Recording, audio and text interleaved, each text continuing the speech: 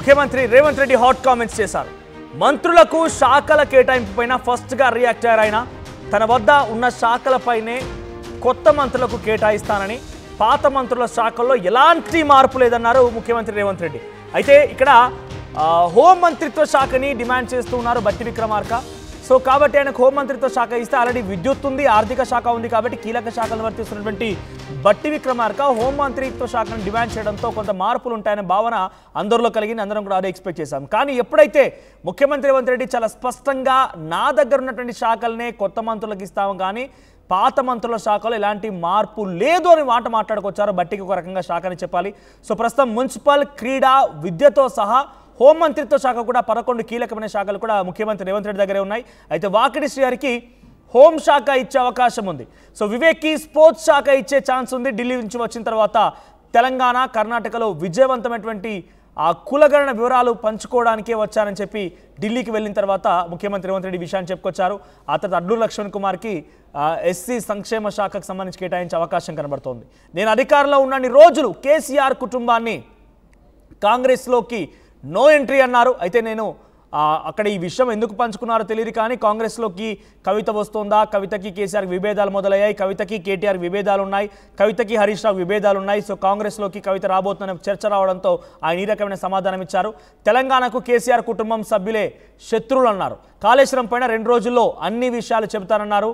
పని భారమని భావిస్తున్న మంత్రుల శాఖలను కొత్త వారికి ఇస్తానని చెప్పి రేవంత్ రెడ్డి అన్నారు. ఎవరైతే పని భారం అవుతుందో, పని చేయడం ఇబ్బందిగా ఉందని చెప్పి, నాకు తెలిసి ఏ మంత్రి కూడా నాకు పని భారమని చెప్పుకోడు. కానీ నేను ఎందుకన్నారంటే ఒక రకంగా మంత్రుల నోర్లు మూయించడం కోసం మంత్రులని ఎవరైతే నాకు వేరే శాఖ కావాలి, లేకపోతే ఇంకా అడిషనల్ బాధ్యతలు కావాలని వాళ్ళంతా డిమాండ్ చేస్తున్నారో వాళ్ళ యొక్క నోర్లు మూయించడం కోసం బహుశా ఆయన టాక్టికల్ లెవెల్లో ఈ రకంగా మాట్లాడినట్టుగా భావించాలి. సో ప్రస్తుతం ఈ విషయం పైన మరిన్ని అప్డేట్స్తో మా ప్రతినిధి మధు సిద్ధంగా ఉన్నారు. మధు, బట్టి విక్రమార్క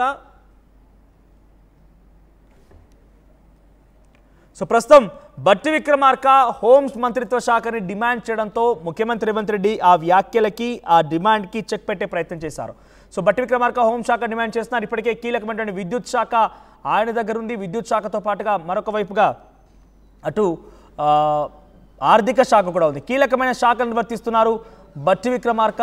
ఈ నేపథ్యంలోనే ఆయన హోం మంత్రిత్వ శాఖని డిమాండ్ చేయడంతో, అడగడంతో ప్రస్తుతం మరోసారి ముఖ్యమంత్రి రేవంత్ రెడ్డి ఈ వాదనకి, ఈ మాటలకి చెక్ పెట్టే ప్రయత్నం చేశారు. ఎవరికి ఎటువంటి మార్పులు ఉండవు, ఎవరైనా పని భారం అవుతుందంటే చెప్పండి, ఆ శాఖల్ని కొత్త వారికి ఇస్తాను, కానీ ఎవరికి ఎటువంటి మార్పులు ఉండవటువంటి మాటని ముఖ్యమంత్రి రేవంత్ రెడ్డి మాట్లాడుకొచ్చారు. ఇటీవల కాలంలో 3 మంత్రులు ప్రమాణ స్వీకారం చేశారు. వివేక్, అడ్లూరు లక్ష్మణ్ కుమార్, ఆ తర్వాత వాకిడి శ్రీహరి. వాకిడి శ్రీహరికి హోం మంత్రిత్వ శాఖని ఇచ్చే అవకాశం కనబడుతోంది.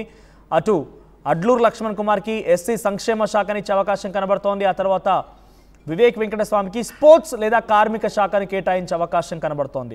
సో విద్యాశాఖ తన దగ్గర ఉంచుకోవాలన్న ఆలోచనతో బహుశా ముఖ్యమంత్రి రేవంత్ రెడ్డి ఉన్నట్టున్నారు.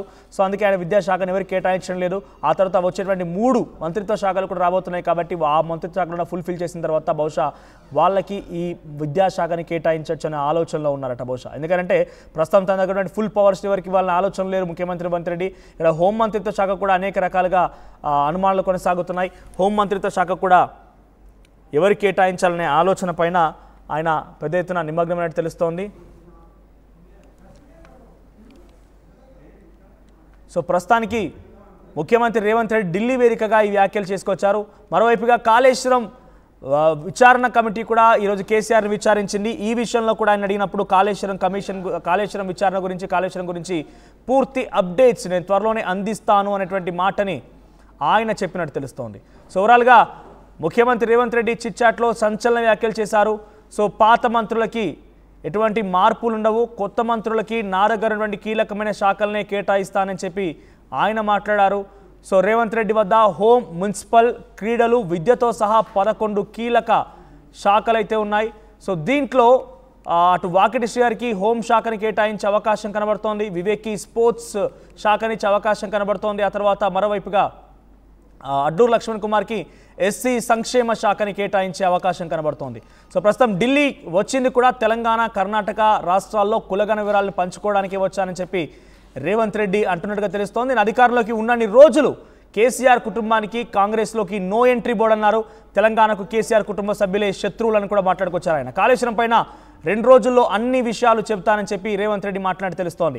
పని భారమని భావిస్తున్న మంత్రుల శాఖలను కొత్త వారికి ఇస్తానని చెప్పి రేవంత్ రెడ్డి అన్నారు. మరి ఆ పనుల భారానికి మారినటువంటి ఆ శాఖలు ఏంటి, ఎవరు ఆ మంత్రులు ముందుకు వస్తారని మాత్రం కాస్త ఆసక్తి రేపుతోంది. ఏదేమైనా ముఖ్యమంత్రి రేవంత్ రెడ్డి వ్యాఖ్యలు కాస్త ఆసక్తి రేపుతున్నాయి. అయితే ముఖ్యమంత్రి రేవంత్ రెడ్డి యొక్క వ్యాఖ్యలపైన మీ అభిప్రాయాలు ఏంటి, కామెంట్ చేసే ప్రయత్నం చేయండి.